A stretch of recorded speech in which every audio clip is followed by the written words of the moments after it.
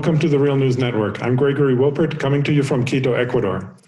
Recently, Donald Trump made waves when he claimed that if he loses in November in a state like Pennsylvania, it would be because of vote rigging, whereby some voters vote more than once.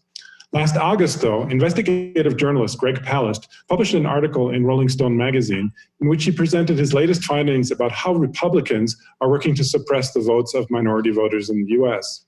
Joining us to talk about the ways in which the vote might be manipulated is Greg Palast. Greg is an investigative reporter for the BBC and The Guardian, and he is also the author of the New York Times bestsellers Billionaires and Ballot Bandits, The Best Democracy Money Can Buy, Armed Man House, and Vulture's Picnic. Thanks for being on the Real News, Greg. Glad to be with you again. So let's start with a brief summary of what you found with regard to the purging of voters from voter registries throughout the country. Well, for Rolling Stone, and that investigation's been filmed for my upcoming film, The Best Democracy Money Can Buy, what we discovered was that, yes, the election's being rigged, and Donald Trump should know that because his buddies are doing it.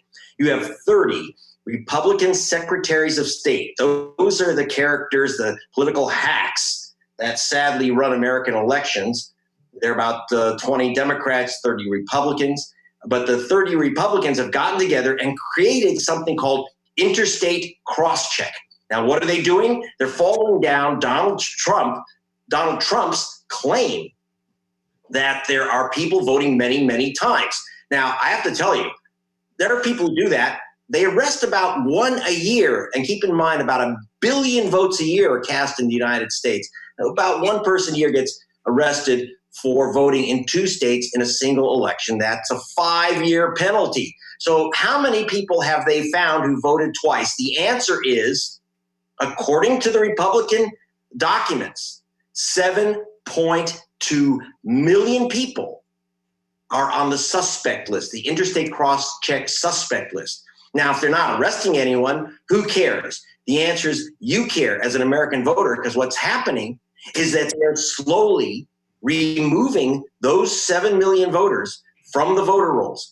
We figure by November, they will have removed about 1 million voters, maybe a little less. 1 million voters will be removed because they've been accused of voting in 2 states in a single election or registering to vote in 2 states in a single election. There's no proof. I asked them for the list. They said it was confidential, but if you know me, people know Greg Palast, I'm an investigative reporter. So when they said it was confidential, I got the lists anyway. I have 2 million of their names, 2 million, Greg. And I went through the list with experts, with computer experts, demographic experts. And here's the type of people that they say are voting twice. This is an actual example. Maria Isabel Hernandez voted in 1 state, but she voted again in another state as Maria Cristina Hernandez. Now they're saying that Maria Hernandez, despite having 2 different middle names in 2 states, it's the same voter, as opposed to Maria Hernandez, a common Hispanic name. And that's what the list is made up of. It's James Brown. It's Jesse Jackson. It's David Ho. It's David Lee. It's Maria Hernandez and Jorge Rodriguez. That's who's on this list. We had the experts go through it. When you use just common names, the people who get it in the neck, who get wiped off the voter rolls, are Hispanics, Asian Americans, and African Americans. And why? Not because of the color of their skin, but the color of their ballot, which is blue. They're Democrats. Asian Americans, by the way, used to be Republican oriented. Now they vote over 75% Democratic, Asian Americans. So you have, like, the Asian American organizations I spoke to for Rolling Stone said, we're getting wiped out. There's only 4 basic names that come out of Korea: Kim, Park, Ho, and Lee. They're getting killed by this system, and it's secretive. They won't tell you if you're on the list. I'll tell you, if you go to gregpalast.com, I'm going to have up the whole list, and you can look up your name and see if you're there. But I only have 2 million names. So I am asking people to go to gregpalast.com and sign a petition started by the Congressional Black Caucus in America to demand that the Justice Department open the list so you can see all 7 million names to see whether they're going after you and to then, of course, stop this program. It's nothing but a cheap racial purge. It's a dumb trick, Donald. People aren't voting twice just because their name is Juan Gonzalez. But aren't there rules governing about who you can remove from the voting rolls? I mean, wouldn't it be totally illegal to just more or less arbitrarily, under the claim that they're registered twice without real proof? Wouldn't that be illegal?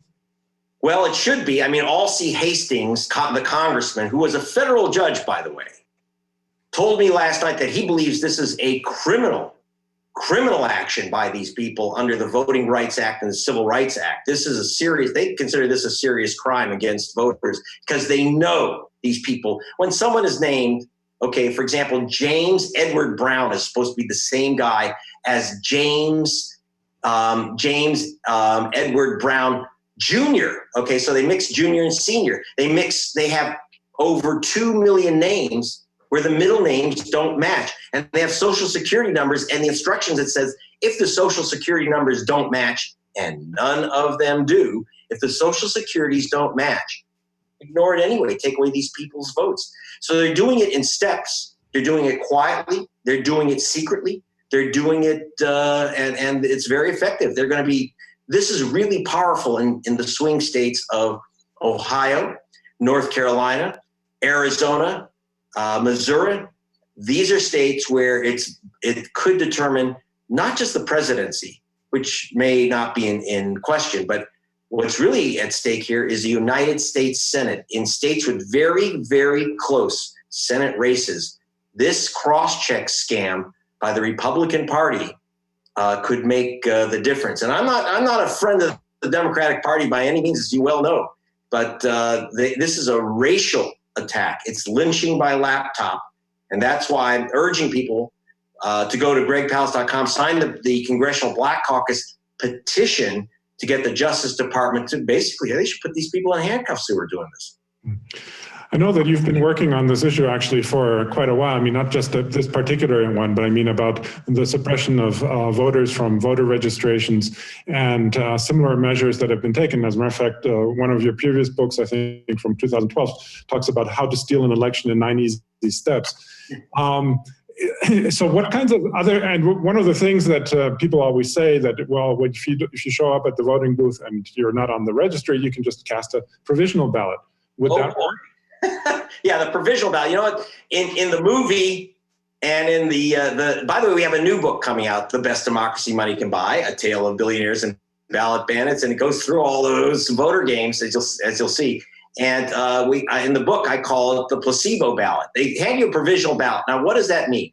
If your name is not on the voter roll and you fill out a provisional ballot, all they're doing is checking to see if they made a local mistake. If your name has been removed from the central registry because you're on the cross-check list, it's too bad. It doesn't matter whether you never voted twice. It doesn't matter if you never voted once before. You're off. Too bad. Your vote is thrown away. That is, it's rejected. And by the way, there's other problems with provisional ballots. If you're not registered and you get a provisional ballot, your vote doesn't count. You get to feel like you voted, but you haven't. That's why I call it a placebo ballot. So the placebo ballots are just another one of their cheap tricks. And by the way, it's not small. We figure about 3 or 4 million people are going to get provisional ballots in this election.